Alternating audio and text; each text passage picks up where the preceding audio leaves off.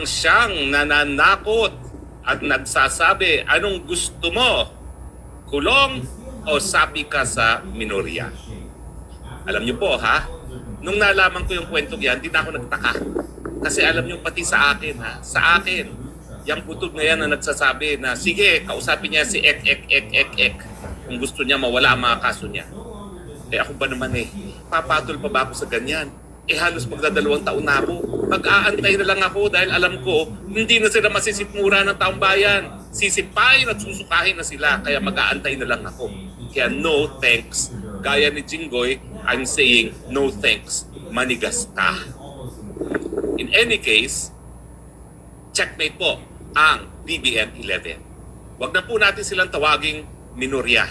Sila po ay BBM 11 dahil sila po talaga ang nagnanasa na wag isa publiko ang katotohanan na si Marcos Bangag ang mastermind ng kakurakutan sa flood control scam. Kaya po lahat na nangyayari ngayon sa Senado para pagtakban ang katotohanan. Gaya ng pinagtakban ni Ping Lacson ng katotohanan na si Marcos Bangag ang siyang mastermind ng lahat ng kakurakutan, hindi lang sa flood control project, kundi sa national budget ng 3 nakalipas na taon.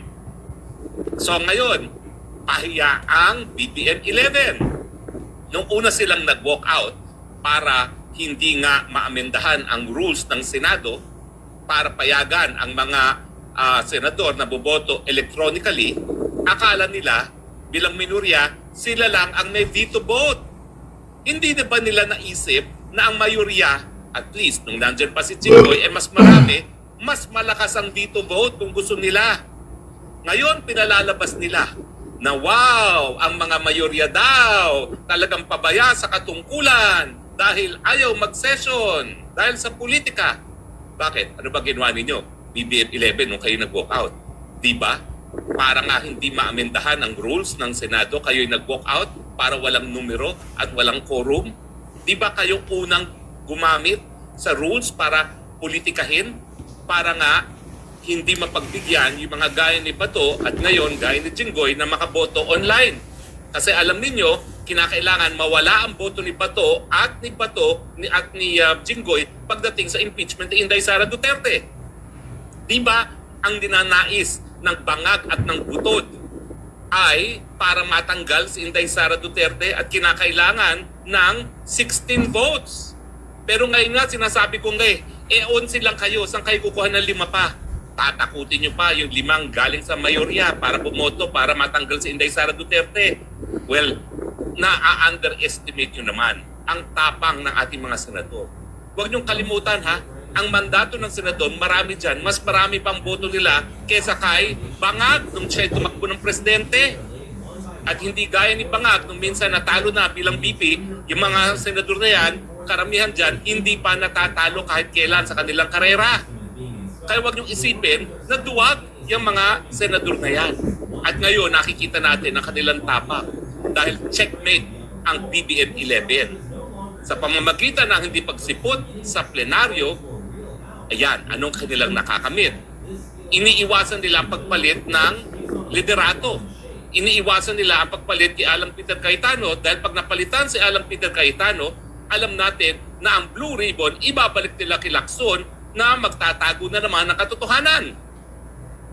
So malinaw na ha, sa pangalawang araw at sa tingin ko hanggang bukas, hindi talaga a-attend ang mayorya dahil gusto nilang matuloy ang investigasyon sa flood control scam. Sana pagdating ng A4 ng Hunyo, hindi lang makapagsalita na once and for all ang Marines 18. Nananawagan ako kay Zaldi ko, Zaldi, kung nasan ka man, pwede ka namang tumistigo by online, by Zoom. So please lang, kontakin mo na ang liderato ng Senado, mga Cayetano, si Marcoleta. Alam ko naman, matindi mga pinagsamahan ninyo ng mga Cayetano. Tatay pa ni Cayetano, meron na kayong samahan. So tawagan mo na sila at ikaw ay magbigay na iyong testimonya online ng once and for all, ma-on record na. Hindi lang sa testimonya ng iyong mga tauhan na Marines 18, kundi ikaw mismo bilang amo ng Marines 18 na magsabi kung sino talaga ang mastermind sa likod ng flood control scam. Yan ang iniiwasan ngayon ng BBM 11. Yan ang dahilan kung bakit ayaw nila kay Alan Peter Cayetano, dahil pinagtatakpan nila muna ang flood control scam, dahil pag yan ay naging matter of public record, hindi natin po pwedeng baliwalain yan ng taong bayan. Baka yung inaantay nating people power 3 mangyari na pag na matter of record na talagang ang presidente ang chief crook sa buong Pilipinas. O ano ngayon? Pahiya kayo, mga minorya, Tutasen, Zubiri. Ikaw, Zubiri, nakakaya ka, ha? Taga Mindanao ka pa naman din. And yet, tinalikuran mo ang kagustuhan ng mga taga Mindanao. Ano ba yan? Ano ba yan? Sa tingin mo, sisirko-sirko ka at makakalimutan ng mga taga Mindanao na ikaw ay taksil sa Mindanao? Ano ba yan? At saka yung ibang mga nandyan sa minorya ngayon. Sherwin Gatchalian, sa tingin mo ba may kinabukasan ka pa sa politika? Ang balita ko ikaw mahilig ka magsisita mga nationality ng mga kung sino-sino mga Filipino-Chinese. Ikaw pala, meron ka rin palang tinatago. Alam mo kung ano yung tinatago mo. Alam ko rin kung anong tinatago mo. And yet, akala mo kung sino kang minagawa. Anak, mayaman ka lang naman talaga na sinusulong ang mga interes ng iyong ama.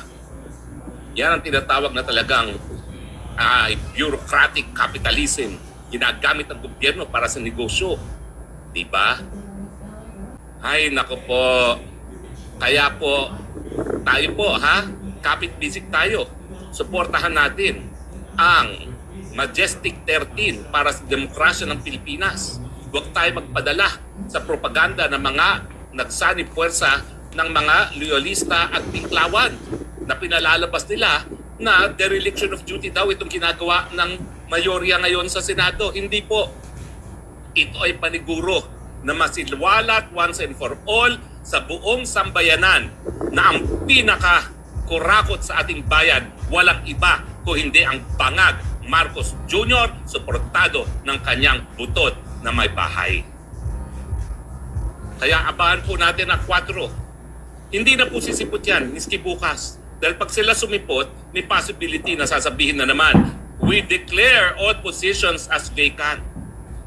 Well, siyempre po, may possibility na talagang ginagapang din nila ang 2 pang senador, no? Para nga makabuo ng 13. Pero sa tingin ko naman, kapag kung sino man yung magpapabili ng kanilang boto na talagang masahol pa sa hudas ang gagawin nila, alam nila na baka hindi na sila makabawi sa kanilang karera sa politika kung ngayon sila magmamalahudas. Lalo na, ang kinakailangan lang naman ay ilang araw na lang, ilang oras na lang, malalaman na natin ang katotohanan kung sino talaga ang kurakot, ang pinakakurakot sa bayang ito. At pwede ba pag naisiwalat na kung sino pinakakurakot, maghusga na kayo! Maawa kayo sa ating mga sarili! Alam nyo ba ang inflation, magdo-double digit na? Ibig sabihin, mabilis nang tumaas ang presyo ng bilihin ng mga nakaripas na araw, mas bibilis pa ngayon. At wag natin isisi lahat yan sa gulo sa gitnang silangan dahil dito lang sa Pilipinas ang ganitong katindi ang inflation. Ibig sabihin, talagang kapalpakan ng gobyerno kung bakit nagtataasan ang presyo ng bilihin. Bakit hindi tataas ang presyo ng bilihin? Binaliwala ang agrikultura. Binulsa ng binulsa ang pera para sa mga magsasaka. Tumataas ngayon ang presyo ng bigas, magiging mas mahal pa ng 10 piso kada kilo dahil sa kakulangan ng fertilizer.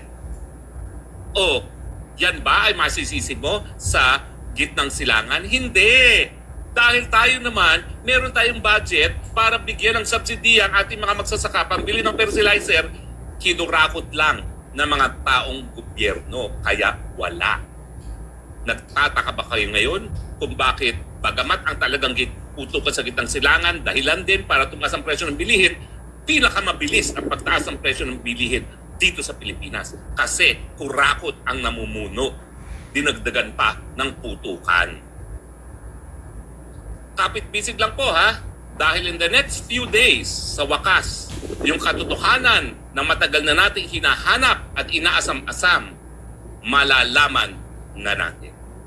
Nagbibigay pugay ako kay Senate President Alan Cayetano.